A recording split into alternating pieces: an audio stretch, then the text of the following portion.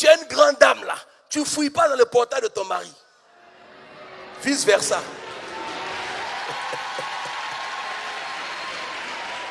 Si tu rencontres une femme et qu'elle n'est pas ta cote, elle sera ton côté.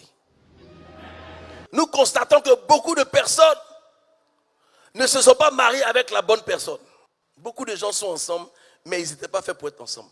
Mais malheureusement, c'est dans le mariage qu'ils constatent qu'ils ne sont pas faits pour être ensemble. Alors que sans cause d'infidélité, en tout cas pour les chrétiens, tu n'as pas le droit de divorcer. Donc dis à ton voisin, on fait comment? Le premier signe pour reconnaître l'âme sœur, quand tu rencontres l'âme sœur, ce que tu ressens est différent de ce que tu avais ressenti au préalable. L'âme sœur ne se cherche pas. L'âme sœur ne se choisit pas. L'âme sœur se reconnaît. Lorsque Adam a vu son âme sœur, qui était Ève, il n'a pas demandé la permission à Dieu. C'est pour ça que quand un homme veut se marier, il ne demande pas à lui-même son père ou à sa mère si ses parents veulent. Il ne se marie pas pour eux, il se marie pour lui. Mais tu honores tes parents, mais ce ne sont pas tes parents qui décident pour ton couple. Maintenant, en ce qui concerne la femme, étant donné qu'elle sort d'une famille, c'est normal que tu ailles demander à sa famille. Mais toi, l'homme, tu ne peux pas demander à ton papa si tu dois épouser une femme. Ni ton père, ni ta mère n'a le pouvoir de décider de toi ton choix. Parce que c'est toi qui vas vivre avec elle, ce ne sont pas tes parents. Ce n'est pas parce que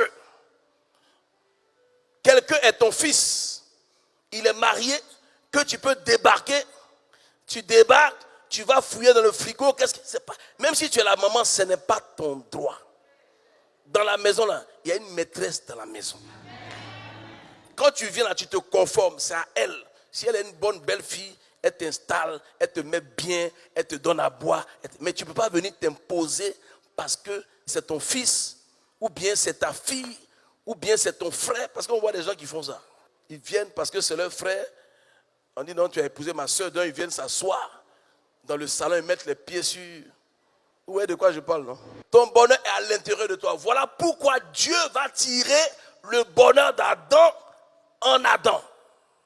C'est ce qu'on porte en soi qui nous appartient.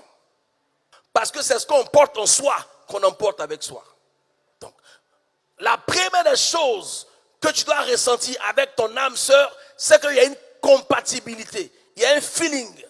Vous ne vous connaissez pas, mais vous accrochez à quelque chose. Lorsque tu n'arrives pas à faire confiance à une personne que tu as rencontrée, c'est-à-dire que tu l'as rencontrée, tu ne la cernes pas.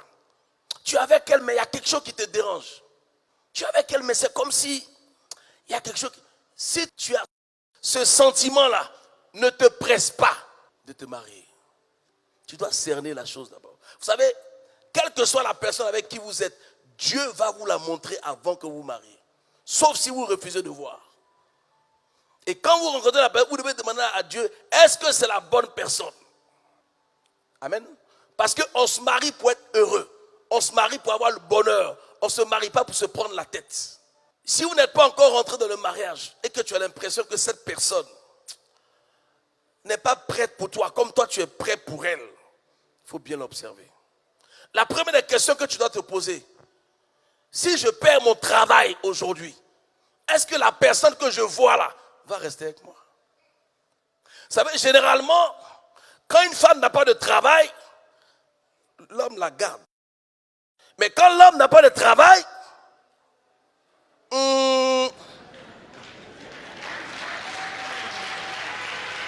quand l'homme n'a pas de travail, à 90%, la femme le quitte. Dis à quelqu'un, c'est pas normal. Souvent, il y a des femmes qui disent non, je cherche un homme riche. Bon, l'homme lui aussi cherche une femme riche. On fait comment? Toi, tu n'as rien et puis tu as cherché un homme riche. Mais s'il veut réfléchir comme toi, vous allez vous rater. Est-ce que si tu fais un accident et que cet accident-là te paralyse à vie, est-ce que cette personne pourra rester avec toi jusqu'à la fin de vos jours? Est-ce que la personne avec qui tu es voit ta situation comme un sacrifice ou bien une preuve que vous devez traverser ensemble? Si la personne voit ce qu'elle fait pour toi parce que tu as un accident comme un sacrifice, c'est que ce n'est pas ton âme sœur. Lorsque tu es avec une femme qui prend plaisir à te faire dépenser, alors qu'elle-même ne va jamais dépenser ce qu'elle te fait dépenser. Quelqu'un t'invite au restaurant, c'est pas au maquis, c'est au restaurant. Dis à quelqu'un, il faut avoir pitié quand même. Souvent même le monsieur, il ne commande pas trop, parce que son argent est fini. Une fois j'ai vu une vidéo là, le gars, il a mangé oignon. Il a invité la go au maquis, elle a pris poisson braisé, tout ça là. Il dit non, lui, il est au régime. Parce que le budget était fini. Il dit lui, n'a un repas là, lui c'est les oignons seulement il aime. Il grignotait dans l'assiette. On peut faire ça.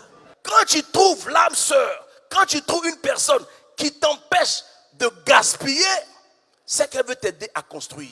Si ce que ta mère peut faire pour toi, ta propre femme ne peut pas faire pour toi, il y a un problème. Si tu as peur d'être toi-même avec la femme avec qui tu es, c'est que tu t'es trompé de partenaire. C'est que tu es quelqu'un d'autre. Parce que si tu es avec quelqu'un et que tu lui montres ce que tu n'es pas, elle a l'impression d'être avec toi parce qu'elle pense que tu es ce que tu es. Alors que toi, tu es une autre personne. Il ne faut pas dire, non, je suis homme d'affaires, laisse ça. Dis à quelqu'un, laisse ça.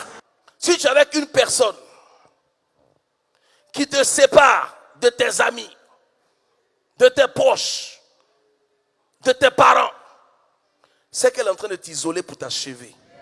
Si tu dois faire quelque chose pour quelqu'un et que la personne ne peut pas faire la même chose pour toi, ne le fais pas. Parce que si on est ensemble là, c'est pour être bien ensemble. Voilà. L'amour, c'est pas sens unique. Pour s'aimer, il faut être deux. Vous savez, c'est l'égoïsme qui détruit les foyers. Parce que non, il ne m'a pas fait ci, elle ne m'a pas fait ça. Ce que tu veux que ton partenaire fasse, commence à le faire toi. C'est une sémence et tu moissonneras ce que tu as sémé. Lorsqu'une femme commence à trier tes fréquentations, il y a un problème. Toi-même, en tant qu'un homme, quand tu te maries, tu ne mets pas tes amis avant ton foyer. Tu ne mets pas ta famille avant ton foyer. Tu ne mets pas tes parents avant ton foyer. Tes parents n'ont pas de décision à prendre dans ton foyer. Chacun a une famille. Ce que tu peux faire pour ta famille, tu le fais pour ta famille. Mais ta famille n'a pas le droit de s'ingérer dans cette famille que tu es en train de constituer. Tu ne peux pas aimer une femme. Elle a eu un enfant avant de te connaître et puis toi tu n'aimes pas l'enfant. En fait, tu n'aimes pas la femme mais tu ne sais pas. Parce que si tu aimes la personne, tu ne peux pas rejeter quelque chose qui sort d'une personne que tu aimes. Un couple qui se dispute est incompatible. Même dans la loi, là, on peut divorcer pour incompatibilité d'humeur. Vous savez que c'est un délit. Ce n'est pas normal que vous vous mettez ensemble et que vous n'avez rien en commun. Que vous vous disputez pour tout et pour rien. Vous savez, une femme peut être belle, hein, mais elle ne se voit pas comme toi tu la vois. Elle se voit comme une femme qui est amoureuse.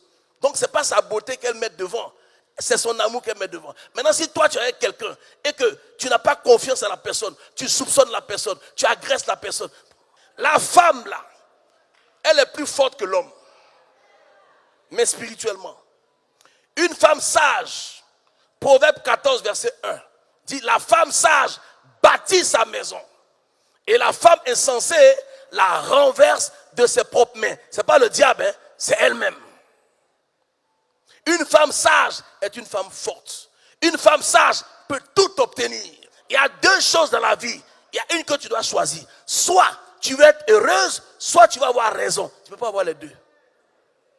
Quand tu es avec une personne qui te casse dans tes projets, tout ce que tu veux faire, la personne te décourage, il y a deux choses.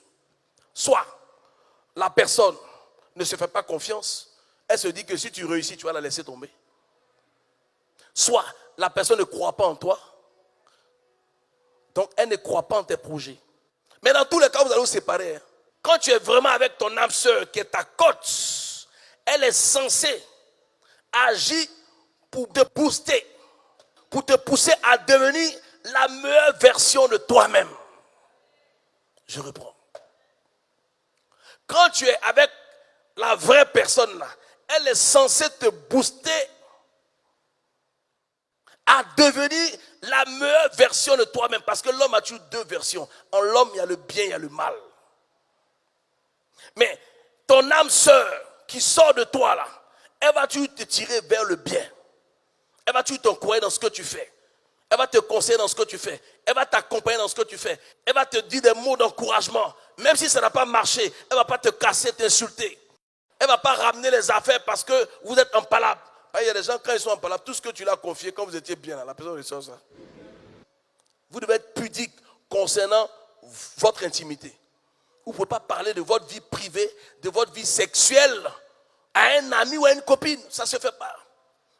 Parce que, par exemple, il y a quelqu'un qui a dit à quelqu'un que il y a un monsieur avec qui elle est sortie, le monsieur, lui, il porte slip de tigre. Et puis, c'est un grand type, c'est un ambassadeur. Lui, son truc, là, il porte les slips de Tarzan, la main, c'est à poids. Bon, quand toi, tu vois le monsieur, là, tu vas penser à quoi?